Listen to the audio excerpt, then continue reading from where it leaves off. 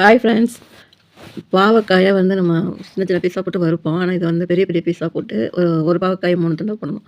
அது கொஞ்சம் நேரம் மஞ்சத்தூள் போட்டு ஊற வைக்கணும்னா கொஞ்சம் கசப்பு தன்மை கம்மியா இருக்கும்.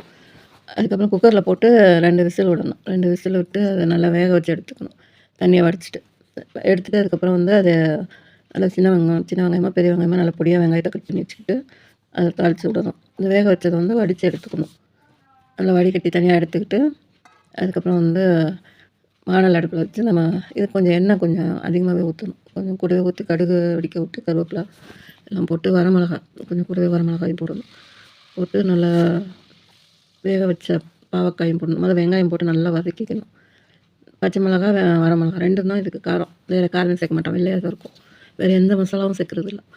உப்பு போட்டு நல்லா வெங்காயத்தை நல்லா வதக்கிடணும். ஆனால் எண்ணெய் விட்டு கொஞ்சம் கூட ஊற்றணும். வெங்காயம் நல்லா வதங்கினதுக்கப்புறம் தேங்காய் நல்லா ஒரு முடி தேங்காய் இருக்குது. இப்போ ஒரு 1/2 கிலோ பாவக்காய்க்கு பெரிய முடியாக ஒரு முடி தேங்காயை வந்து நைஸாக அரைச்சி பால் புழிஞ்சு அதில் ஊற்றிடணும். அது பால் புழிஞ்சு ஊற்றி நம்ம அந்த தேங்காய் பால் கொதிக்கும் போது நம்ம அந்த வேக வச்சுருந்த அந்த பாவக்காய் எடுத்து அதில் சேர்த்துடணும். சேர்த்து நல்லா ஒரு பரட்டி விட்டு அடுப்பு ஸ்லோவில் வச்சு மூடி போட்டுடணும். நல்லா அந்த தேங்காய் பால்லாம் அந்த பாவக்காய் இழுத்துட்டு நல்லா வெந்துடும். வெந்து நல்லா சுருளாக பொரியல் மாதிரி வந்துடணும். ஆனால் உடையாது, காய் உடையாது. அப்படியே எல்லாம் வெங்காயம் அந்த பச்சை மிளகா காஞ்ச மிளகாய் எல்லாம் சேர்த்து ஒரு மாதிரி பொரியலாக வந்துடும். பிடிச்சிருந்தா லைக் பண்ணுங்கள், சப்ஸ்கிரைப் பண்ணுங்கள், கமெண்ட் பண்ணுங்கள்.